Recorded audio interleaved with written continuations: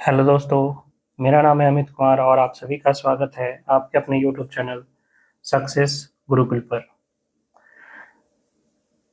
आगामी एग्जाम को देखते हुए मैंने मैथ का कोर्स स्टार्ट किया है जिसमें हम लोग जो है परसेंटेज टॉपिक देख रहे हैं और ये परसेंटेज का पार्ट 3 होगा।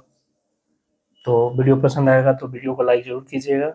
चैनल पर नए हैं तो चैनल को सब्सक्राइब कीजिएगा और ज़्यादा से ज़्यादा स्टूडेंट्स के बीच शेयर कीजिएगा।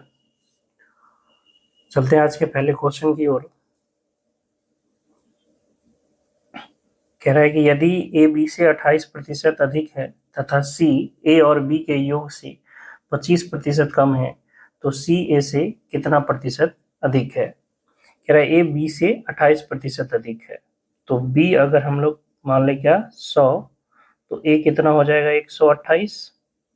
अब कह रहा है सी जो है इस ए और बी का जो योग है उससे 25% कम है, यानी सी जो है ए प्लस बी यानी 128 प्लस 100 इस योग से 25% कम है। मतलब कितना प्रतिशत है 75% है इसका।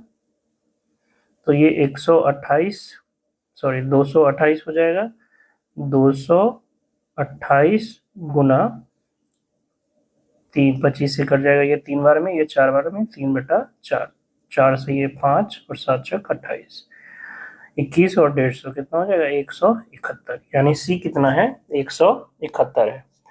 अब पूछ रहा है आपसे कि सी जो है ए से कितना प्रतिशत अधिक है, तो सी 171 है और ए कितना है 128 है। 128 जो है 128 से कितना प्रतिशत ज्यादा है, तो देखिए 3 और इधर हो गया कितना 31, 40, 43 ज्यादा है।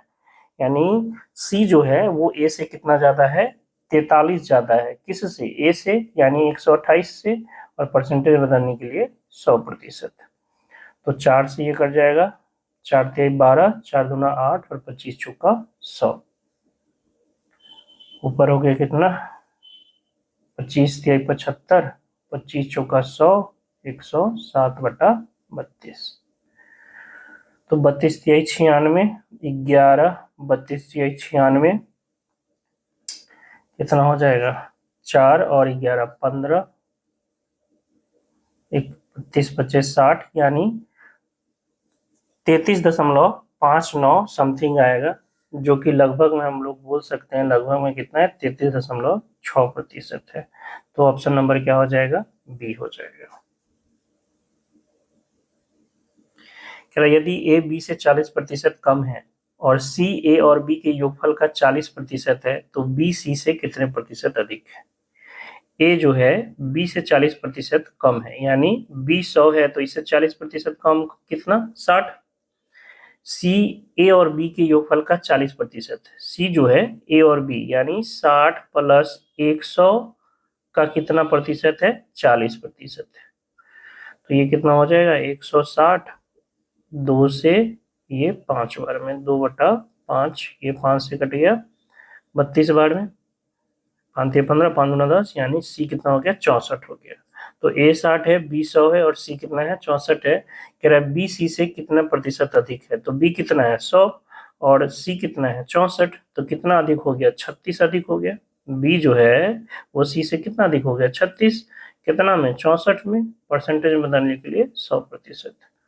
9 चक 36 और ये 16 चक 64, 4 से कट जाएगा 25 बार में, यानी 225/4, 5 चौका 20, 6 चौक 24 पूर्णांक 1.56.1/4%।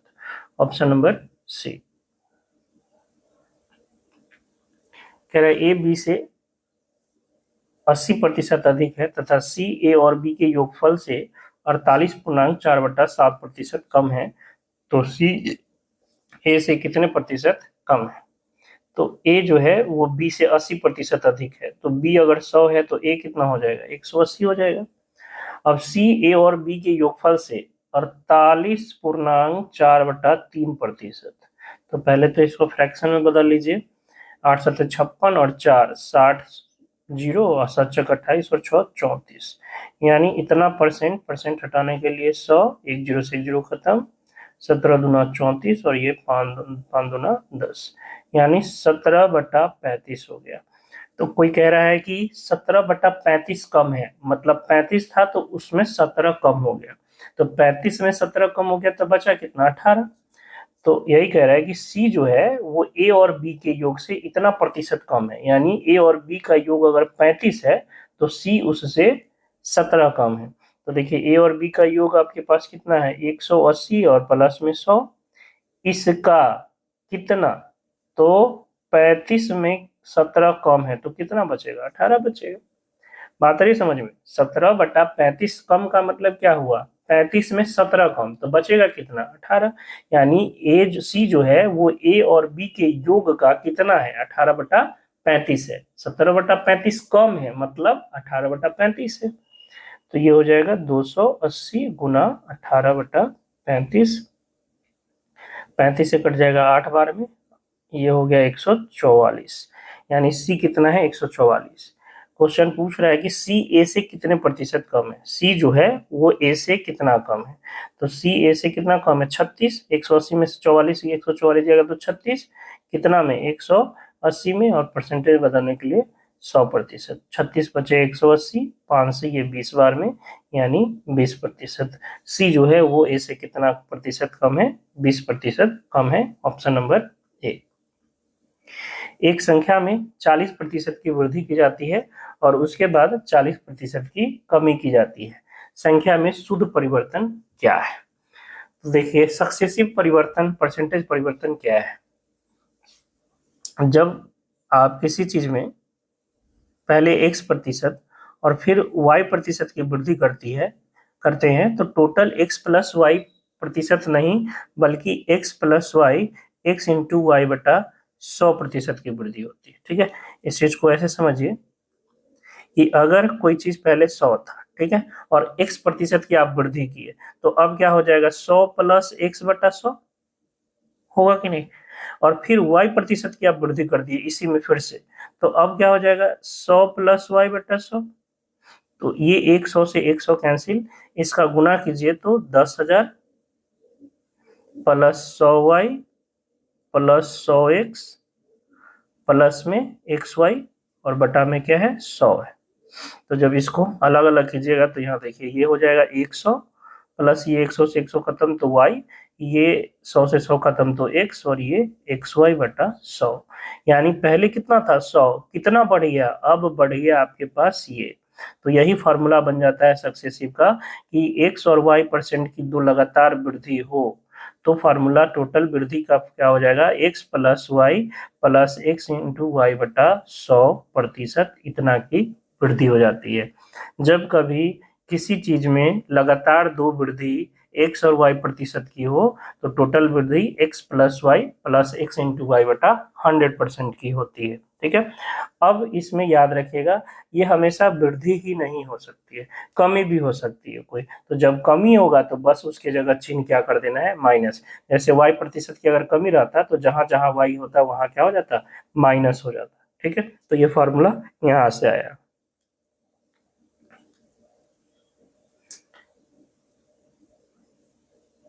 तो इस क्वेश्चन में कह रहा है कि पहले 40% की वृद्धि की जा रही है और फिर 40% की कमी की जा रही है, तो शुद्ध परिवर्तन क्या होगा। तो देखिए 40% की वृद्धि तो प्लस 40, 40% की फिर से कमी तो minus 40, minus minus into plus करेंगे, प्लस इंटू माइनस करेंगे तो माइनस ही होगा। तो जब कभी दोनों में से कोई एगो माइनस हो जाएगा तो इंटू वाला में माइनस ही आएगा, याद रखिएगा। एक्स इंटू वाई यानी 40 गुना 40 बटा में 100।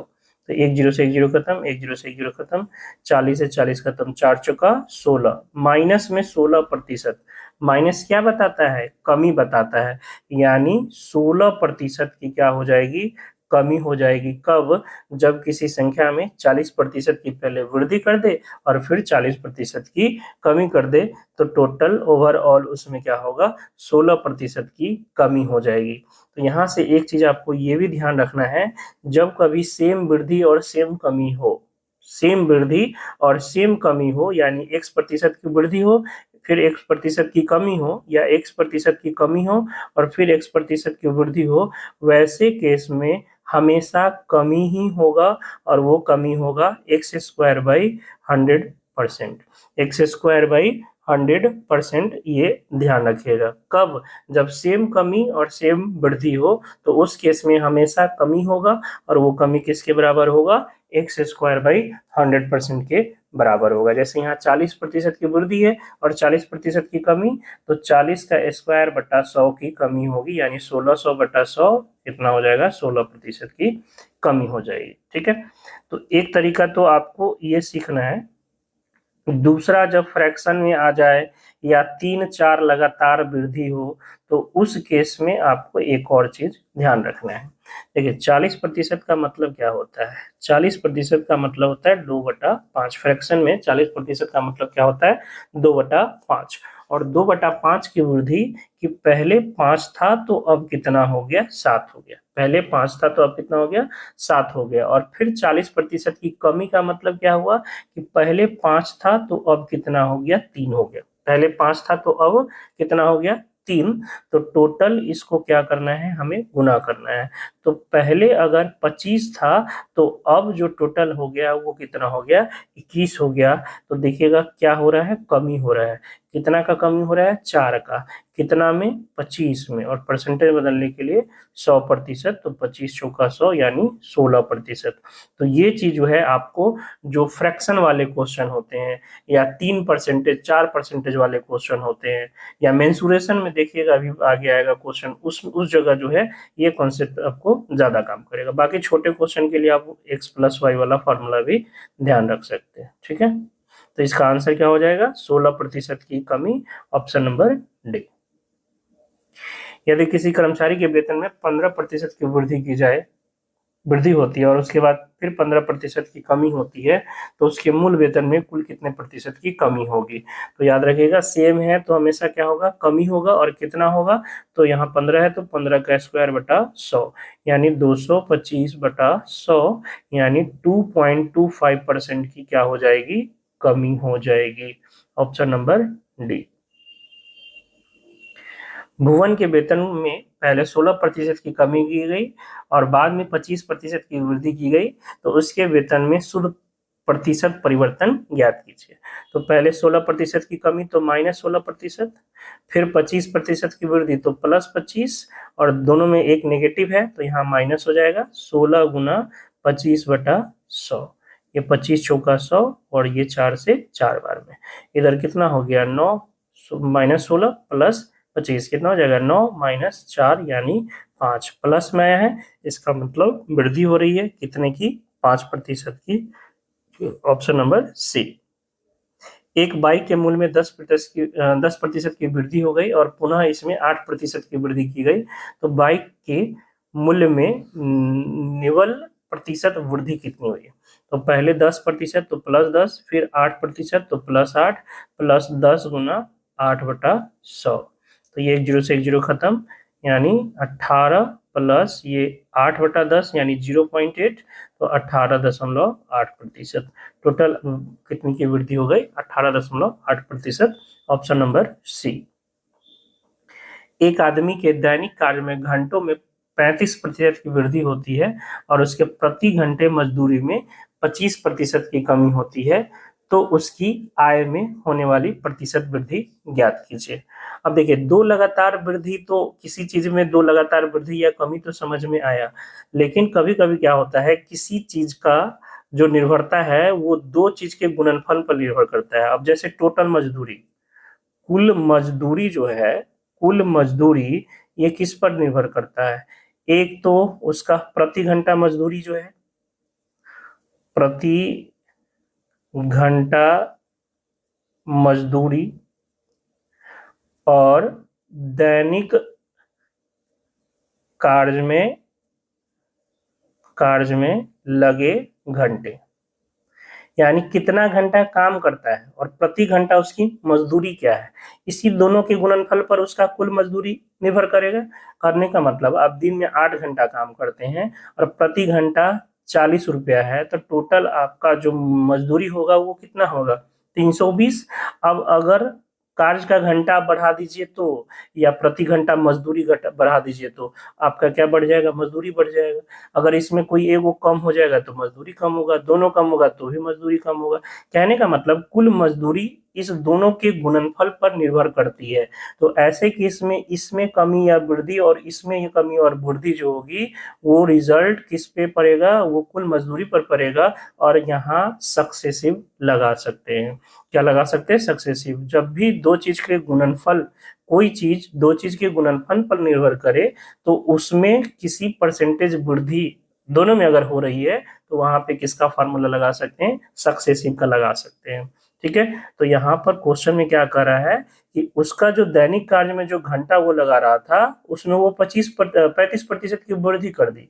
यानी पहले अगर वो 10 घंटा करता था तो उसमें अब 35% बढ़ा दिया, उतना ज्यादा काम कर रहा है।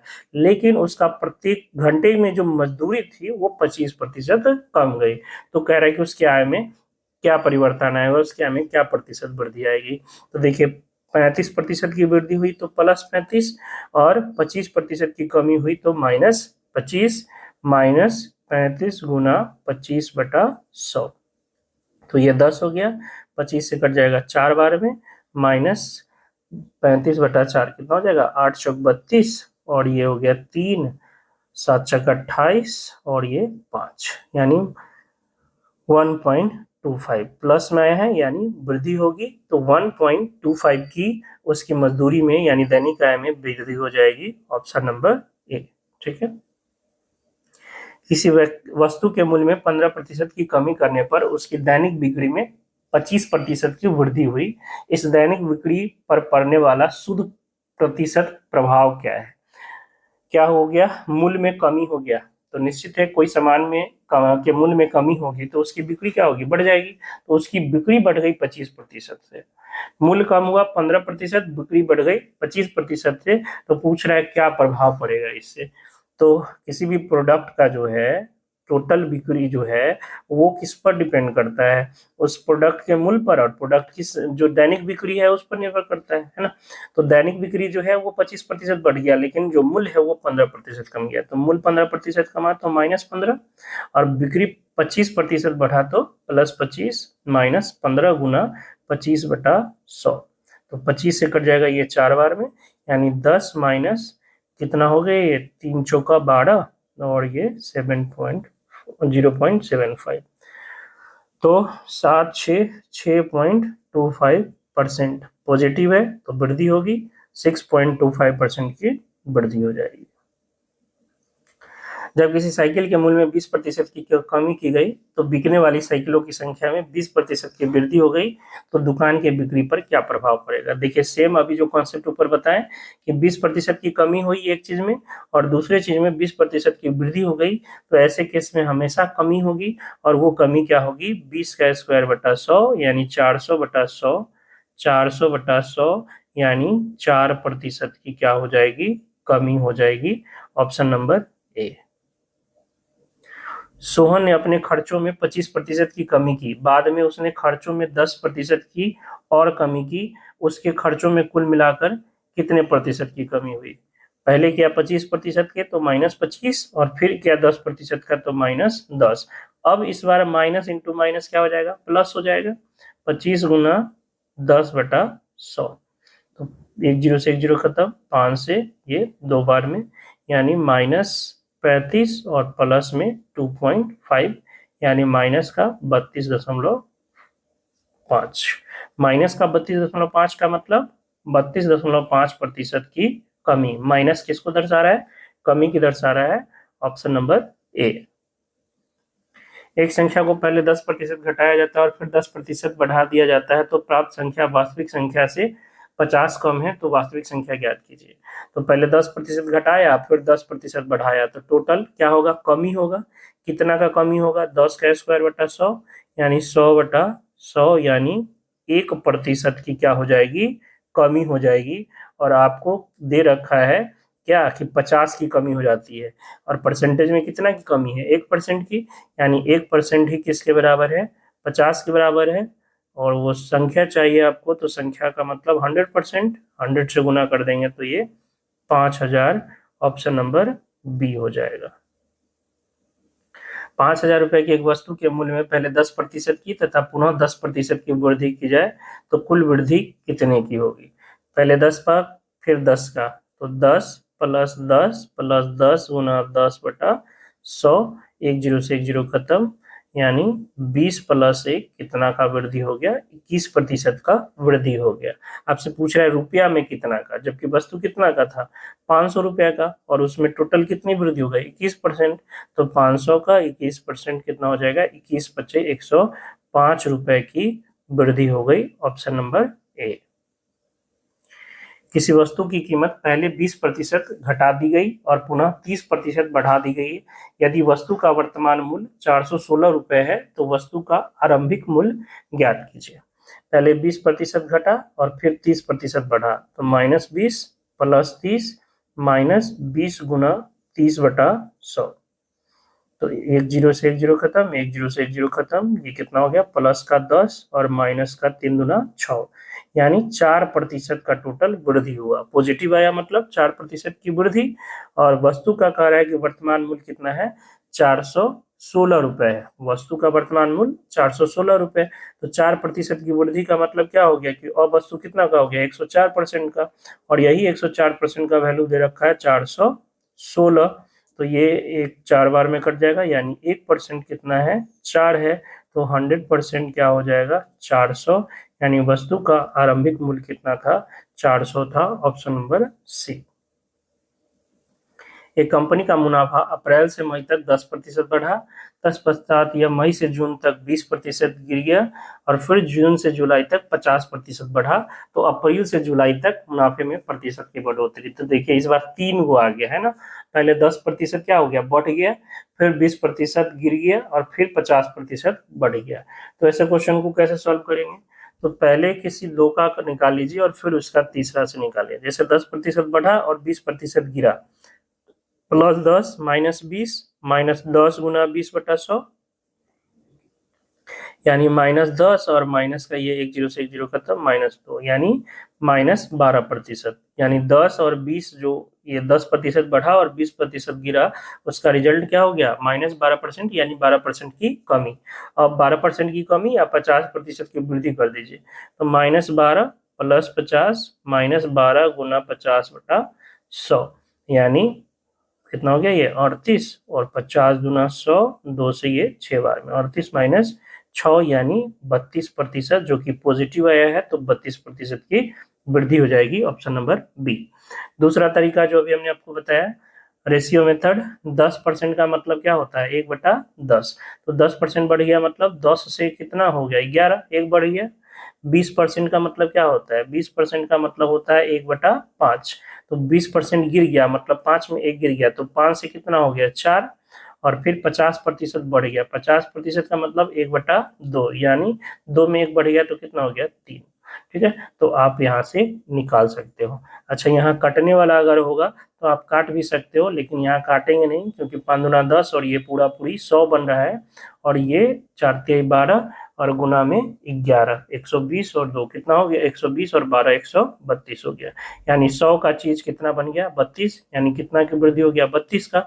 और कितना में? 100 में। 100 में ही वृद्धि को तो परसेंटेज कहते हैं ना। 100 में जितना वृद्धि हुआ उतना परसेंट की वृद्धि हो गई, यानी 32% की वृद्धि हो गई। Option number B. एक संख्या में पहले 16% की वृद्धि की जाती है और फिर उसी संख्या में दोबारा 20% की वृद्धि की जाती है।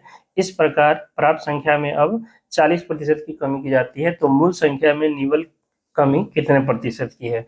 और ऑप्शन देखकर आप फार्मूला से जाओगे तो वहां पे क्या हो जाएगा? थोड़ा सा कैलकुलेशन बढ़ जाएगा।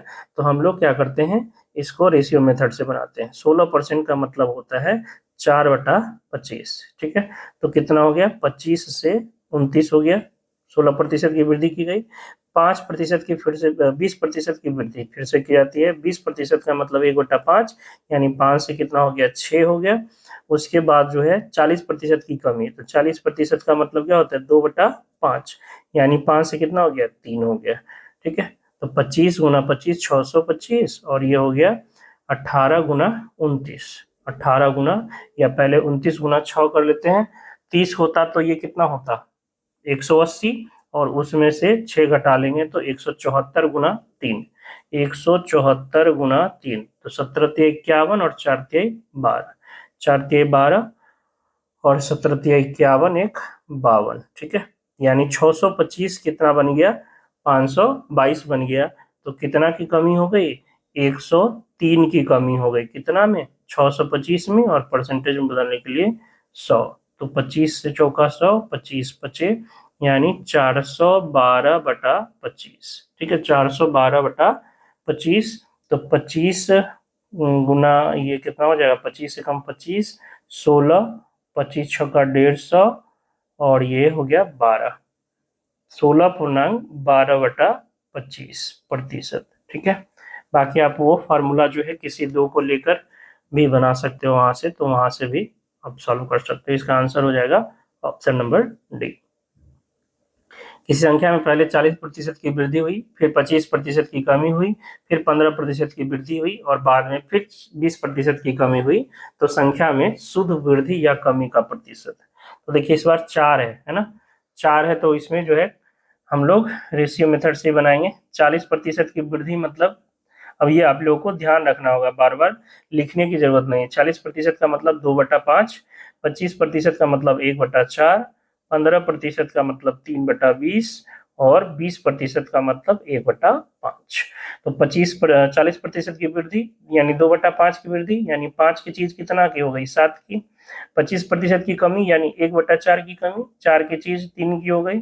3/20 की क्या है, 15% की वृद्धि, यानी 20 की चीज 23 की हो गई, और 20% की कमी यानी 5 की चीज कितना की हो गई, 4 की हो गई, ठीक है। तो आप चाहो तो ये 4 से 4 इधर उधर वाला कैंसिल करते हो, सेम नहीं कैंसिल, इधर का और इधर का जो है अगर कोई कैंसिल हो रहा है तो आप कैंसिल कर सकते हो। देखो 4 से 4 ये आप काट सकते हो, और कोई कटने वाला नहीं है। तो 20 × 5 100, और ये 5, तो 500 हो गया। और ये 21 × 23, या 21 × 23, तो 21 × 21 441, और उसमें आप 42 जोड़ दो, तो 2 1 3 8 और 4, 483। यानी 500 की चीज कितने की हो गई, 483 की हो गई। इसका मतलब कितना की कमी हो गई, 17 की कमी हो गई। कितना में, 500 में, और परसेंटेज में बदलने के लिए 100। तो ये हो गया 17/5, यानी 5 3 15, और ये 2 2 4, 3.4% की क्या हो जाएगी, कमी हो जाएगी। ऑप्शन नंबर डी, क्योंकि 500 का चीज 483 हो गया तो कमी हो गया ना। क्वेश्चन नंबर 18, जब किसी वस्तु के मूल्य में 25% कम कर दिया गया तो उसकी बिक्री x% बढ़ गई। यदि बिक्री आय में 20% की वृद्धि होती है तो x का मान। देखिए मूल्य जो है वो 25% कम हो गया। अब आपको दिया हुआ है कि उसका बिक्री कितना प्रतिशत बढ़ा, वो नहीं पता है, लेकिन ओवरऑल आय में क्या हो गया, 20% की वृद्धि हो गई, तो x का मान पूछ रहा है। तो 25% कम कर दिया तो -25, x% बढ़ गया तो +x, -25 गुना x/100, ये टोटल आय में परिवर्तन होगा। और कह रहा है कि वो कितना बढ़ गया है, 20% बढ़ गया है, यानी इसका वैल्यू किसके बराबर होगा, 20 के बराबर होगा। अगर ये 20% की कमी होती तो यहाँ पे क्या कर देते हैं, -20 कर देते हैं। तो ये आपका 25 चौका 100 हो गया, यानी x - x/4, -25 उधर ले जाएंगे तो +25, यानी 20 + 25 45, 3x/4 बराबर 45, 3 से कट जाएगा ये 15 बार में, x बराबर 15 चौका 60, यानी x का मान कितना है, 60 है। कहने का मतलब जब वस्तु के मूल्य में 25% की कमी हुई तो बिक्री कितनी बढ़नी चाहिए, 60% बढ़नी चाहिए, तभी जाके उसके कुल आय में 20% की वृद्धि होगी।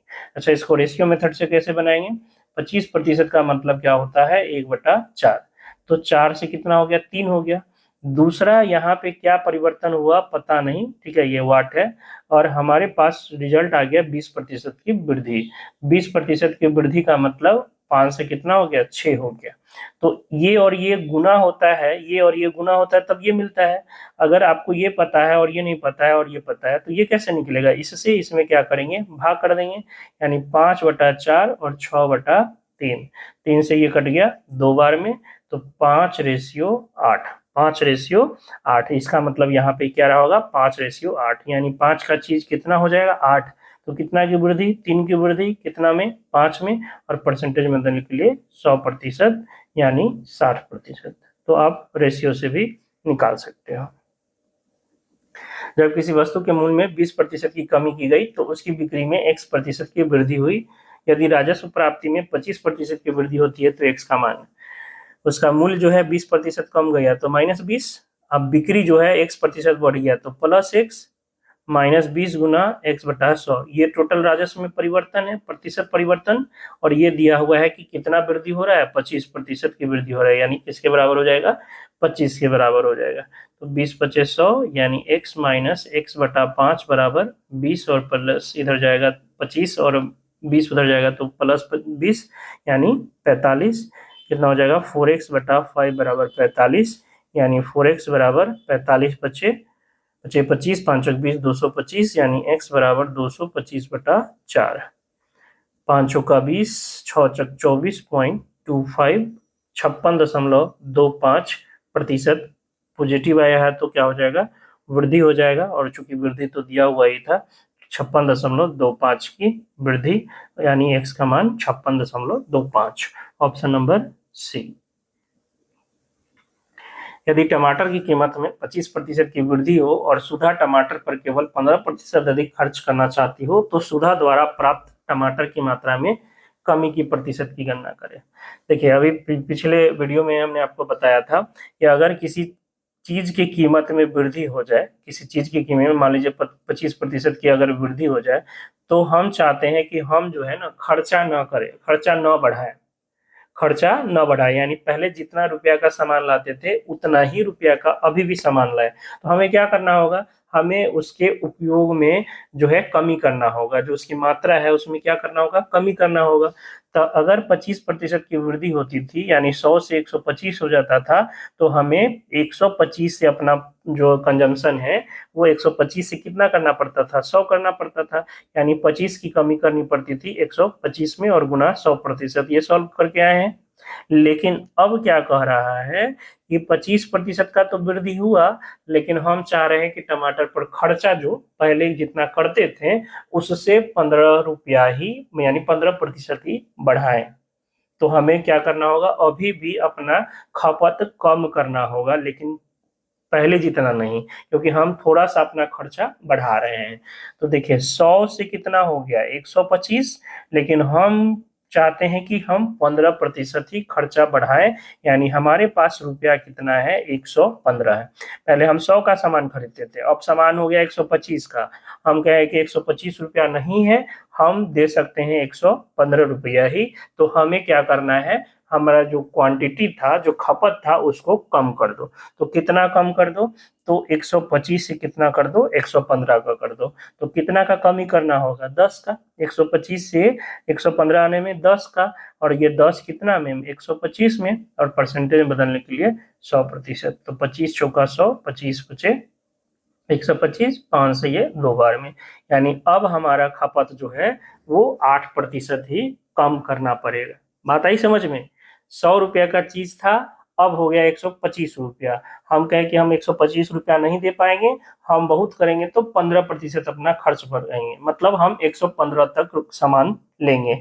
तो वो दुकानदार क्या करेगा, कहेगा ठीक है, पहले तुम जो 100 रुपया का जितना लेते थे ना, अब उतना सामान में हम कुछ कमी करेंगे। तो कितना कमी करना पड़ेगा, तो 125 से तुमको सामान लेना पड़ेगा 115 का, यानी 10 रुपया का सामान तुमको कम करना पड़ेगा, कितना में, 125 में, यानी 8% आपका मात्रा क्या हो जाएगा, कम जाएगा।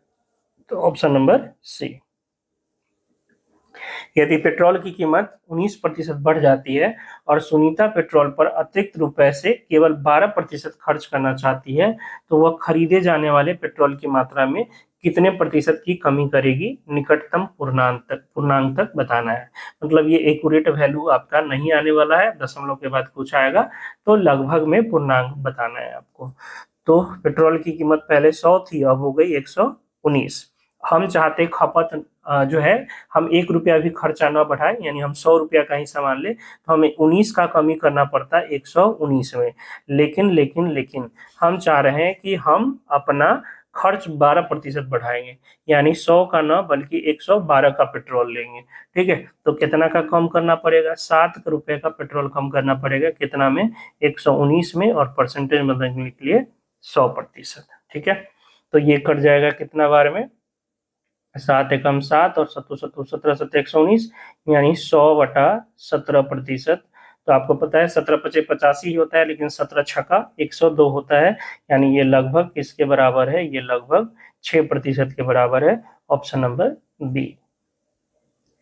एक वस्तु की कीमत में 21% की कमी से एक आदमी 100 रुपए में 3 किलोग्राम अधिक खरीद सकता है। वस्तु का प्रति किलोग्राम घटा हुआ मूल्य क्या है?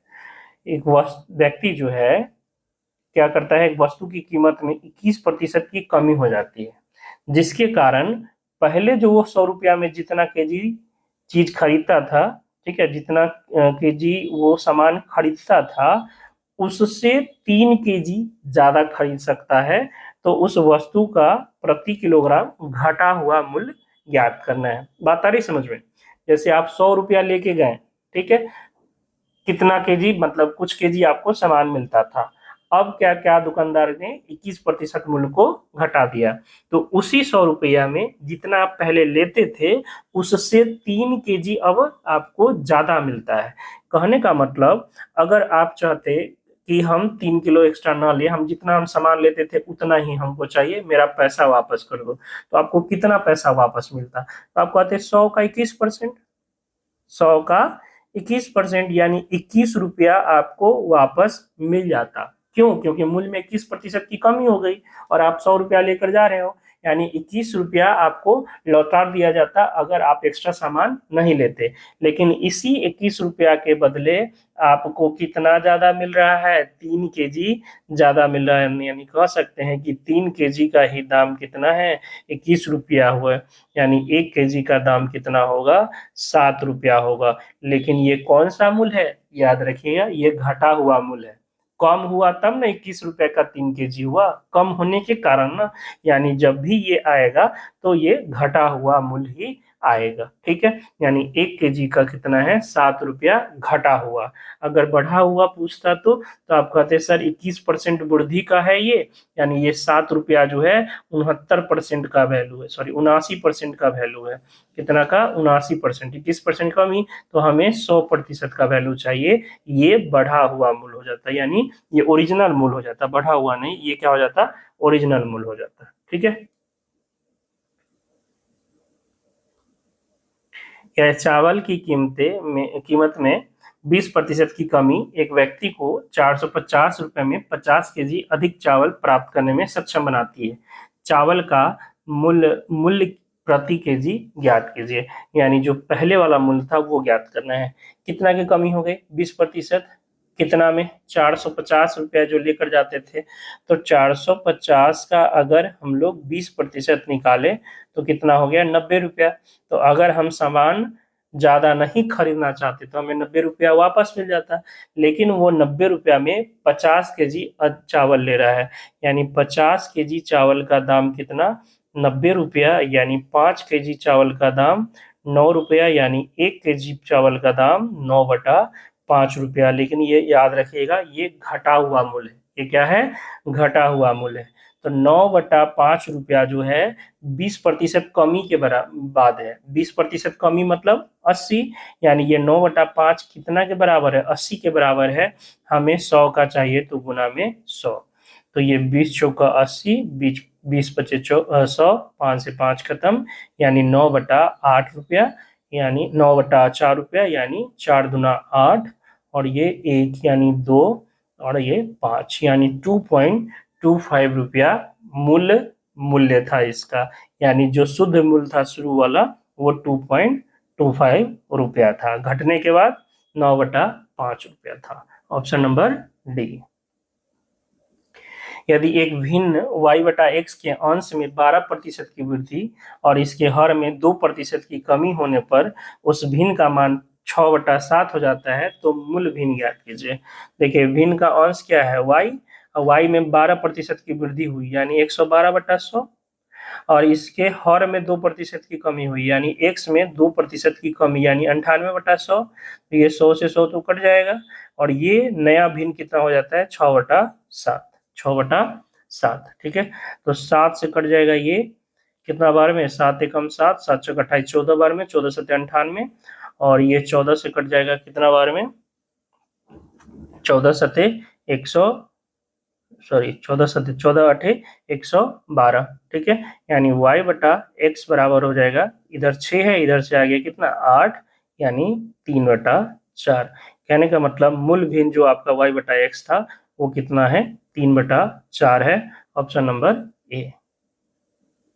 यदि किसी भिन्न के अंश में 12% की वृद्धि की जाती है और इसके हर में 8% की कमी की जाती है, तो इससे एक नया भिन्न 16/17 प्राप्त होता है। मूल भिन्न क्या है? तो मान लीजिए मूल भिन्न x और y है। अंश में क्या करते हैं, 12% की वृद्धि, तो डायरेक्ट 112 लिख दे, बटा में 100, तो इसका भी कटना है, इसका भी कटना है, और इसके हर में 8% की कमी, यानी 92/100। 100 से 100 कैंसिल, ये 16/17 हो जाता है। तो 17 से तो ये 92 कटेगा नहीं, ये कट जाएगा आपका 16 से कितना बार में,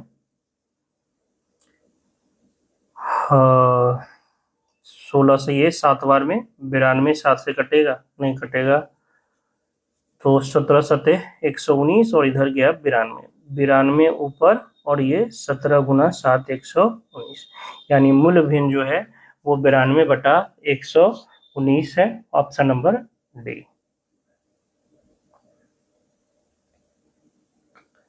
यदि आयत की लंबाई में 40% तक, आयत की लंबाई 40% तक बढ़ा दी जाए और चौड़ाई 20% तक घटा दी जाए, तो आयत का क्षेत्रफल x% बढ़ जाता है। x का मान अभी हमने आपको समझाया, जब किसी चीज का मान दो चीज के गुणनफल पर डिपेंड करे, जैसे आयत का जो क्षेत्रफल है वो किस पर निर्भर करता है, लंबाई पर और चौड़ाई पर, लंबाई और चौड़ाई के गुणनफल पर। तो इसमें कमी या वृद्धि, इसमें कमी या वृद्धि सक्सेसिव कमी और वृद्धि के बराबर होगा। तो आयत का लंबाई 40% बढ़ा दिया तो +40, चौड़ाई 20% घटा दिया तो -20, -40 गुना 20/100, यानी 20 माइनस 2 जीरो से जो जीरो खत्म, -8, यानी 12% का वृद्धि हो जाएगा। किस चीज में, क्षेत्रफल में। या आप ऐसे समझ सकते हो, 40% का मतलब होता है 2/5, यानी लंबाई पहले 5 था तो अब कितना हो गया 7, और चौड़ाई 20% की कमी, यानी 20% का मतलब 1/5, अभी 5 है तो अब कितना हो गया 4। तो पहले क्षेत्रफल कितना था 25, तो अब हो गया 7 चक 28, कितना की वृद्धि हो गई 3 की, कितना में 25 में, गुना 100%, तो 25 चौका 100, 12%। ठीक है, तो ऐसे भी सॉल्व कर सकते हो। किसी वर्ग की भुजा को 20% बढ़ा दिया जाए तो उसके परिमाप में वृद्धि का प्रतिशत क्या होगा। ध्यान रखिएगा, परिमाप जो होता है, परिमाप, वर्ग का परिमाप, वो 4 गुना भुजा होता है, यानी सिर्फ और सिर्फ एक ही चीज पर निर्भर करता है, किस पर, भुजा पर। तो जितना भुजा बढ़ेगा उतना परिमाप बढ़ेगा, क्योंकि ये किसी चीज के स्क्वायर या गुणनफल पर निर्भर नहीं करता है। परिमाप सीधा सा किस पर निर्भर करता है, भुजा के प्रोपोर्शनल है, जितना भुजा बढ़ेगा उतना ही परिमाप बढ़ेगा। तो अगर भुजा 20% बढ़ रहा है तो उसका परिमाप भी कितना होगा, 20% बढ़ जाएगा। ऑप्शन नंबर बी हो जाएगा। किसी वर्ग के प्रत्येक भुजा को 17% कम कर दिया जाए तो इसका क्षेत्रफल कितने प्रतिशत कम हो जाएगा। आप किसी क्या कर रहे हो, वर्ग के प्रत्येक भुजा को 17%, और वर्ग का क्षेत्रफल क्या होता है, भुजा स्क्वायर होता है। इसका मतलब जो वर्ग का क्षेत्रफल है वो भुजा इंटू भुजा पर निर्भर करता है, तो इसमें सक्सेसिव लग जाएगा। कितना परसेंट कम हो रहा है, तो 17, तो एक बार -17, फिर -17, और माइनस माइनस प्लस 17 गुना 17/100, यानी -34, और प्लस का 289/100, यानी 2.89, तो 2 गया 31, 31.11% हो जाएगा। Option number A. यदि किसी वृत्त की त्रिज्या में 11% की कमी की जाती है तो वृत्त के क्षेत्रफल में हुई कुल कमी को ज्ञात कीजिए। वृत्त का क्षेत्रफल आपको पता है πr², तो पाई तो कांस्टेंट है, यानी ये किस पर निर्भर करता है, r² पर, यानी r इंटू आर पर। एक बार r में वृद्धि हुआ, अगर r में वृद्धि होगा तो उसके क्षेत्रफल में 2 बार सक्सेसिव हो जाएगा, है ना। तो यहाँ 11% की कमी हो रही है, तो 11% का 2 सक्सेसिव कमी, -11, -11, माइनस गुना माइनस प्लस, 11 गुना 11/100, 11 गुना 11/100, यानी -22, और प्लस में 11 गुना 11 121/100, 1.21, यानी ये हो जाएगा 20.79 माइनस का यानी कमी, यानी 20.79 की प्रतिशत की कमी हो जाएगी। Option number A. यदि किसी वृत्त का व्यास जो है वो 15% बढ़ा दिया जाता है तो उसके क्षेत्रफल में प्रतिशत वृद्धि क्या होगी। तो व्यास में परिवर्तन देखिए, व्यास क्या होता है 2 गुना त्रिज्या। तो अगर त्रिज्या 15% बढ़ रहा है तो व्यास भी 15% बढ़ेगा, या उल्टा बोलिए व्यास अगर 15% बढ़ रहा है तो त्रिज्या भी क्या होगा 15% बढ़ेगा। तो त्रिज्या आपका 15% बढ़ रहा है, 15% बढ़ रहा है। तो क्षेत्रफल मतलब आर स्क्वायर में 2 बार, तो 15 प्लस 15 प्लस 15 गुना 15/100 यानी 30 प्लस 225/100 यानी 2.25, 32.25% की वृद्धि हो जाएगी। Option number D. एक समबाहु त्रिभुज की भुजा में 34% की वृद्धि की जाए तो इसके क्षेत्रफल, समबाहु त्रिभुज का क्षेत्रफल क्या होता है √3/4 गुना भुजा स्क्वायर। तो 3/√3/4 तो कांस्टेंट है, यानी ये किस पर निर्भर कर रहा है भुजा स्क्वायर पर, यानी भुजा गुना भुजा। तो भुजा में अगर 34% की वृद्धि हो रही है तो हमें 2 सक्सेसिव वृद्धि करना पड़ेगा 34% का, तब उसके क्षेत्रफल में पता हो जाएगा। तो 34 वृद्धि है तो +34 गुना 34/100 यानी कितना हो गया ये 68, और 34 का स्क्वायर कितना होता है 34 का स्क्वायर, ध्यान से उतर गया 34 का, चूंकि 34 बहुत कम यूज होता है ना, तो 34 का स्क्वायर निकाल लेते हैं। 4 का स्क्वायर 16, और ये आपका हो गया 4 3 7 दूना 14 और 1 15 और 3 का स्क्वायर 1056 यानी 10.56। तो कितना हो गया ये 78, सॉरी 11 हो जाएगा ना, ये 11.56।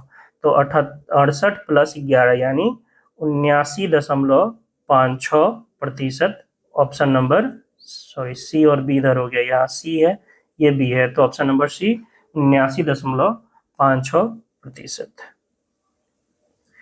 किसी घनाभ की लंबाई व चौड़ाई में 10% की वृद्धि हुई जबकि ऊंचाई में 10% की कमी हुई तो घनाभ के आयतन। देखिए लंबाई भी बढ़ा 10%, चौड़ाई भी बढ़ा 10%, और ऊंचाई कितना हो गया 10% का कमी हो गया। तो 10-10 का एक बार 2 बार लगाओ और फिर 10 से उसका पेयर बना दो, या आप रेशियो मेथड से जाओ कि 10% की वृद्धि मतलब 1/10 यानी 10 का चीज 11 हो गया, कौन लंबाई, चौड़ाई भी 10 का 11 हो गया, लेकिन ऊंचाई में 10% की कमी हुई यानी 10 का चीज कितना हो गया 9 हो गया।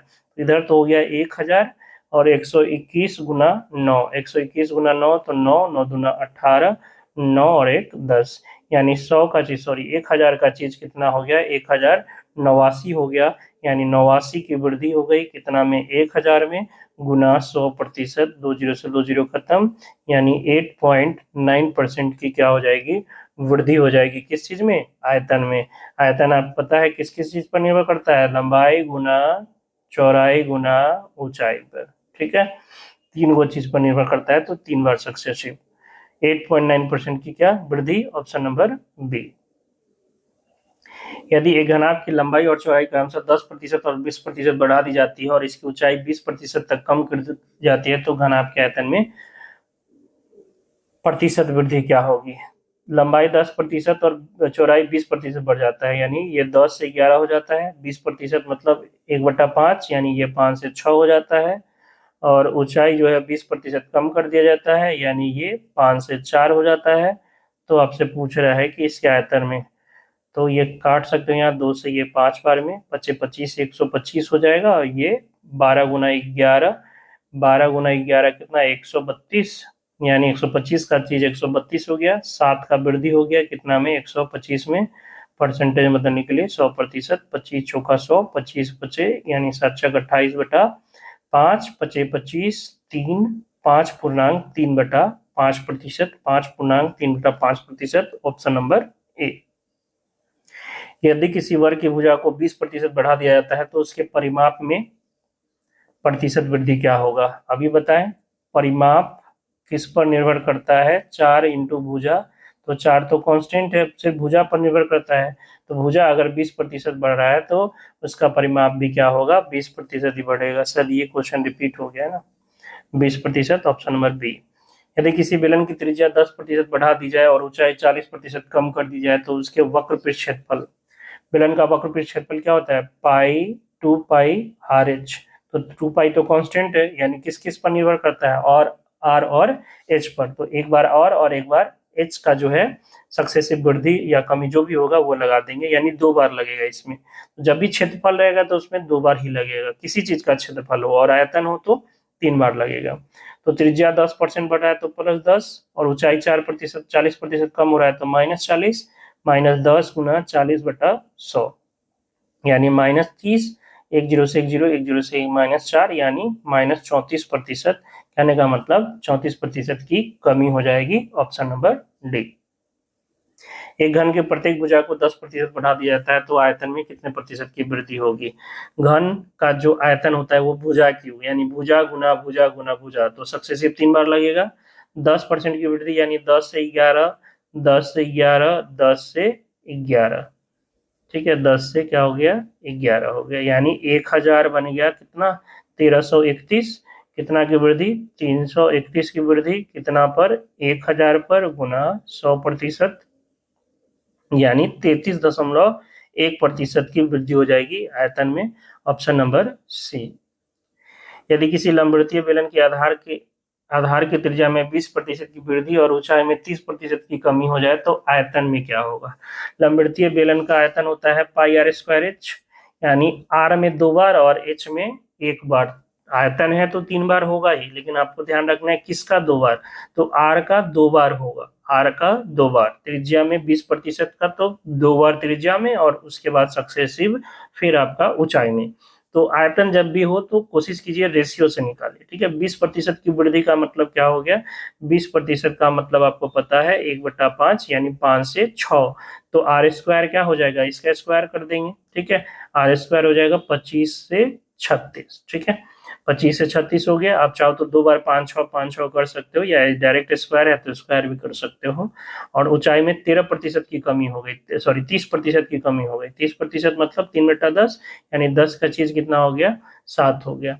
तो आयतन हो जाएगा, आप चाहो तो काट सकते हो इसको, 250, ये 5 2 से कट सकता था, 7 छक 42, 4 7 21, और ये 25, यानी 250 का चीज कितना हो गया, 252। कितना की वृद्धि हो गई, 2 की, 250 में परसेंटेज बदलने के लिए 100%, ये 50 गुना 100, 50 पचे 250, 4/5%, यानी 0.8% की क्या हो जाएगी, वृद्धि हो जाएगी, ऑप्शन नंबर सी। आज का आखिरी सवाल होगा ये, एक त्रिभुज के आधार में 40% की वृद्धि की गई है, इसकी ऊंचाई कितने प्रतिशत बढ़ाई जानी चाहिए ताकि क्षेत्रफल में 60% की वृद्धि हो जाए। देखिए त्रिभुज का क्षेत्रफल किस पर निर्भर करता है, आधार गुना ऊंचाई पर, आधार गुना ऊंचाई पर। तो आपको क्या करा है कि आधार बढ़ा दिया है 40%, ऊंचाई के बारे में नहीं दिया है, और टोटल क्षेत्रफल में 60% की वृद्धि हो रही है। तो सक्सेसिव लगेगा, लेकिन दूसरा आपको नहीं पता है और रिजल्ट पता है। तो आधार में 40% की वृद्धि तो +40, ऊंचाई में कमी करना है, ऊंचाई भी बढ़ाना है, ऊंचाई में बढ़ाना है। तो मान लीजिए x% बढ़ा है तो +x, +40 गुना x/100, यही टोटल परसेंटेज वृद्धि होगा उसके क्षेत्रफल में, जो कि दे रखा है कितना, 60। तो यहाँ से 2 से ये कट जाएगा 5 बार में, 5x + 2x 7x/5, और 40 को उधर भेजेंगे तो 60 में से 40 जाएगा 20, यानी 7x = 100, यानी x बराबर हो जाएगा 100/7, यानी 13 7 91, सॉरी 14 7 98, तो ये हो गया 14.2, यानी 68, 14.28 समथिंग आएगा, यानी लगभग में 14.29% की वृद्धि हो जाएगी, ऑप्शन नंबर ए। आशा करते हैं ये वीडियो आपको पसंद आया हो और चीजें आपको समझ में आ रही हो। अगर वीडियो समझ में आ रहा है, क्वेश्चन समझ में आ रहा है आपको, तो वीडियो को लाइक जरूर करें। चैनल पर नए हैं तो चैनल को सब्सक्राइब करें, और ज़्यादा से ज़्यादा स्टूडेंट्स के बीच शेयर करें, चाहे वो किसी भी एग्जाम का प्रिपरेशन कर रहे हो। अगर उसमें मैथ के सवाल आते हैं तो ये सभी क्वेश्चन उनको जो है फायदा करेगा, ठीक है। तो मिलते हैं नेक्स्ट वीडियो में, तब तक के लिए जय हिंद, जय भारत।